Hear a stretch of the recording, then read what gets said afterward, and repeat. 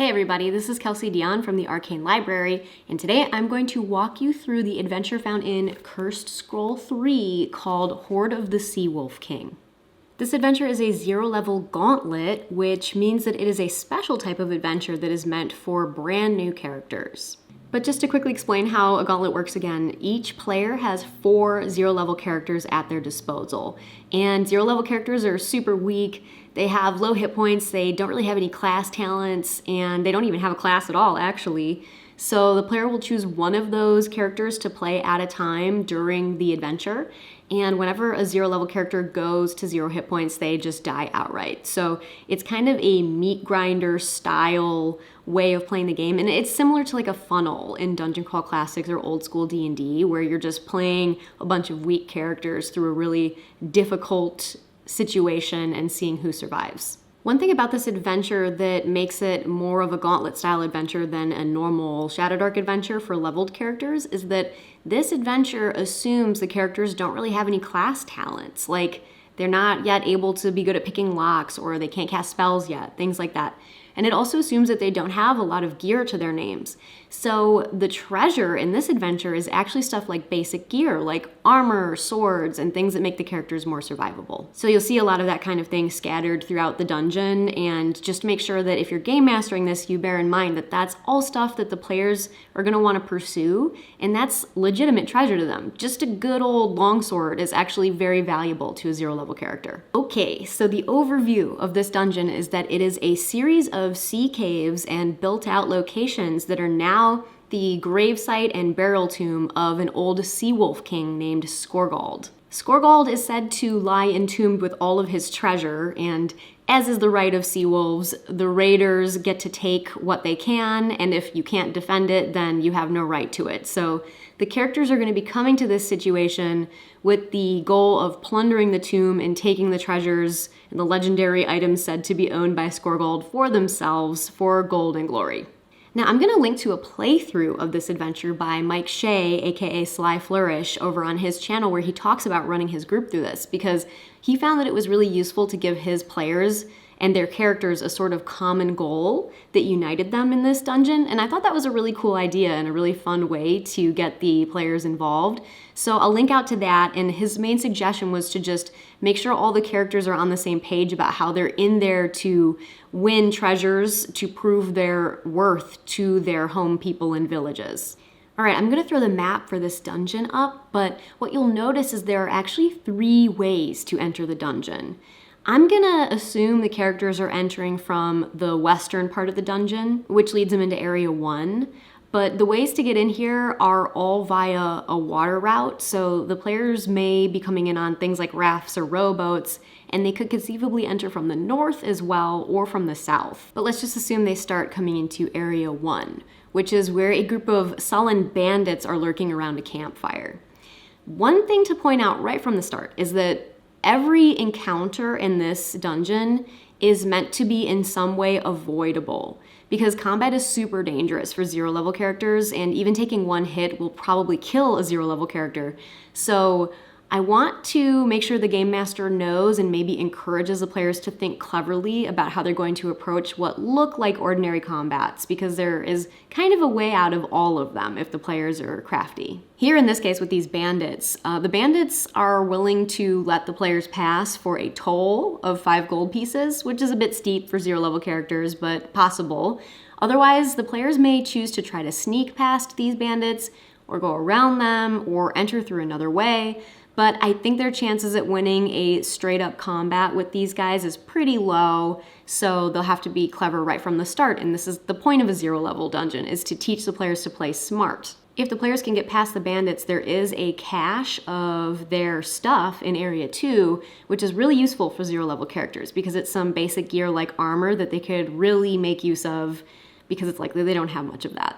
If the characters continue east from there, they will find themselves in Area 3, which has some hints about this dungeon and its purpose written in runes on the wall. And there's also a barricade of rubbish in front of the door, because the bandits have learned that this entire dungeon is dangerous, and they've recently lost their leader who decided to go exploring. So These bandits in Area 1 have decided that a lot of these parts of the dungeon should be barricaded off, and so the characters might come across a few other of these barricades, which is sort of a hint that there's danger coming. Area 4 has some further background hints about the nature of this dungeon and some treasure, and Area 5 has some sleeping sting bats that could be disturbed by the character's light if they linger or come into this room too suddenly.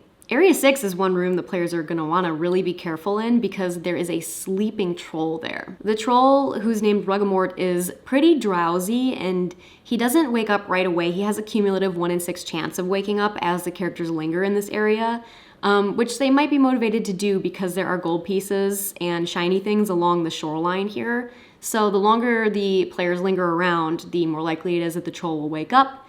But again, the troll is sleepy and also is motivated by interesting foods, so the characters could take advantage of that and try to get out of a situation with him if they encounter him. If the characters continue east from there, they're going to come upon Area 7, which has a bunch of interesting looking crystals in the wall. They can take these, but there's also a chance over time that the more they take, the more likely the passage is to collapse upon them, so they won't want to linger too long. If they head up to Area 8, they're going to come upon a dverg, which is a dwarf-like humanoid creature who's not hostile toward them. He will treat characters who treat him well with kindness, sharing the stew he's making and scrambling around, maybe telling them some information. And to the north of his room, Area 9, he has a little mushroom farm with a bunch of interesting different mushrooms that have varying effects that the characters might find fun to mess around with and perhaps use to their advantage. If the characters continue north from there, they're going to come to Area 10 where there are some Nords who are basically sea wolf warriors. There are 4 of them there. In Area 11, there are 4 more. These are all allies. And they're all working for Garatha, who is a shield maiden and also the last living descendant of the king, Skorgald, who is buried here. And although Garatha feels entitled to his treasure, what she might not know is that Skorgald actually loathes his descendants for killing his favorite son. So he has placed a sort of curse and condemnation upon all of his descendants, and he wants to see them all dead. So the characters could ally with Garatha and help her search for the treasure, but if they come upon Skorgald, which they could do later, there's suddenly going to be a conflict of interest. So that might be an interesting dynamic that the players have to pick sides for. Up to the north in Area 12 is Garatha's longboat, and there is a sea nymph hiding in there who wants revenge upon these Nords because they killed her sister, who the characters can also encounter later in the dungeon. Area 13 is where these sea nymphs make their den, and it's likely over time that they will return to that location. To the east of that is Area 14, which has a statue of the god Thor in it, and there is a cape or a cloak draped over his shoulders that was actually made by the sea nymphs as an offering.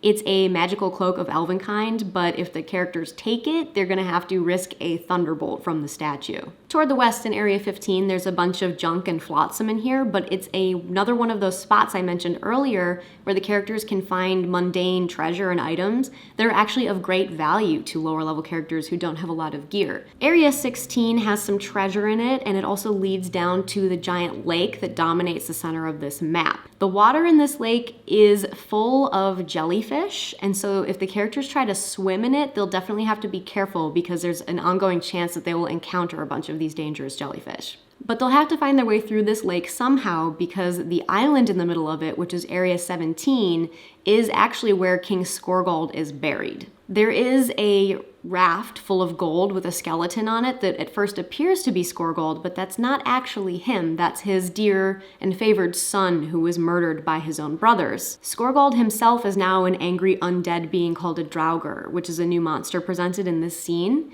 And he's kind of like a zombie/wight that brings cold with him, and he can move through stone. He can swim through it. So he might launch a surprise attack against the characters. He is carrying the Axe of the Nine Eyes, which is a legendary magical item, and the characters can get this from him. He'll give it freely if they bring him the head of his last living descendant, who happens to be in this very dungeon. So this is a point where the characters will have to decide, do they want to betray or assassinate Garatha and bring her head here and get the Axe of the Nine Eyes? Or are they going to try to stand up to Skorgald and fight him? Or maybe they'll just bail on the whole thing, which for 0 level characters is not necessarily a bad choice. All right, to the west in Area 18 is a sort of trap room where there is a long table and a false illusory feast going on. To the south in Area 19 is a giant room that houses a longboat. A big functioning longboat, which honestly, if the characters can get it out of there, they might be able to lay claim to. But in it is the linen-draped figure of a mummified woman who, if disturbed, will have a chance at animating as a ghost, a very dangerous enemy that the characters probably do not want to have to fight against. So they'll have to figure out how to deal with her if they want the treasure she's carrying and or they want to get her off this boat and take it for themselves. South of here is Area 20, a narrow beach that abuts the big central lake.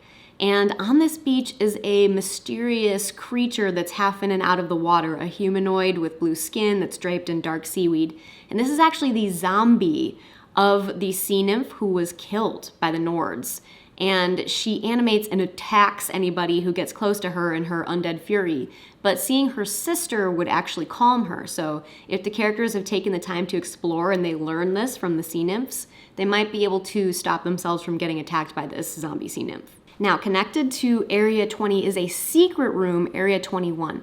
And this secret door can only be opened by the touch of the Wand of Wisdom, which is a magic item from a different part of the dungeon. That wand can in fact be found in Area 25, which is another hidden chamber on the west side of the dungeon. If the players get this secret door open, they're going to be met with one of Skorgold's massive treasure hoards, and in here there's a lot of gold and really excellent stuff for a low-level character to find. Area 22 has a raft that is actually stuck in the river, and this is something the characters could make use of if they can dislodge it. It will help them more easily navigate the waterways in this dungeon. Now, back over to the west side of the dungeon in Area 23 is a hall that's sort of a memorial hall with a big high relief carving, which means that there are statues that are carved in almost complete detail, but emerging from the stone in the wall. One of the statues can supply the characters with holy water if they're clever enough to look. And holy water is definitely useful against some of the undead that are in this dungeon, especially in this section that we're about to enter. For in Area 24, the characters will find the tomb of some honored sea wolves,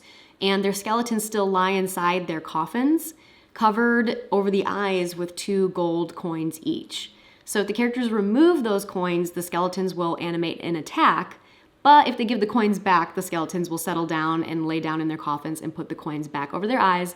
So there's a possible way to avoid this fight if the characters accidentally trigger it. And then to the north of this room, behind one of the alcoves, is a secret door that leads to Area 25, the Seer's Tomb. Now this has a statue of a woman in it, and she is holding the Wand of Wisdom, which is a magic item and also the key to the secret door in Area 21. North of here is Area 26, which has some carvings on the walls and some hints at what's to come because the players are now approaching the tomb where Skorgold's sons are buried. If the characters enter into Area 27, they will find a spider web entrenched tomb that has coffins in it, as well as a giant spider lurking in wait to ambush anybody who comes in. And inside the coffins are the dishonored skeletons of Skorgold's sons, who so brutally murdered his favored son many, many years ago. If the characters head back through Area 26 and then to the east and north, they can get to Area 28. This room has an altar in it that will accept sacrifices of blood. And if the characters make a blood sacrifice in here, that will allow them to pray before one of the murals in the last room here, Area 29. So anyone who prays before one of these murals after making a blood sacrifice can gain a permanent bonus to one of their stats. So if the characters are able to figure this puzzle out, they all might get a little bit of a boost to one of their core stats. And that's it. That's the entire tomb and caves that comprise the Hoard of the Sea Wolf King, which is, again, a 0-level adventure for Shadowdark RPG. And you can check it out at the link below. Now, this was my last Curse Scroll walkthrough for now. There are 3 out there at the moment, but this isn't my last Curse Scroll walkthrough ever because I'm actually writing 3 more of them. They're going to form part of the next Kickstarter I do, which is going to happen in March of this year.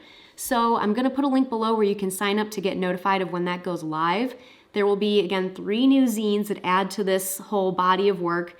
And there's going to be a few more things that unify the zines into one location/region. So I don't want to say too much because I want to keep some surprise back to give you guys a little bit more information as we get closer to the date. but I'm really excited about this one. I'm super pumped to do our next official Kickstarter, the second one ever for Shadowdark RPG, and for you to get your hands on more Cursed Scroll zines and see what those are all about. So thank you so much for listening to this walkthrough, and I hope you enjoy the adventure, and I will catch you guys all next time.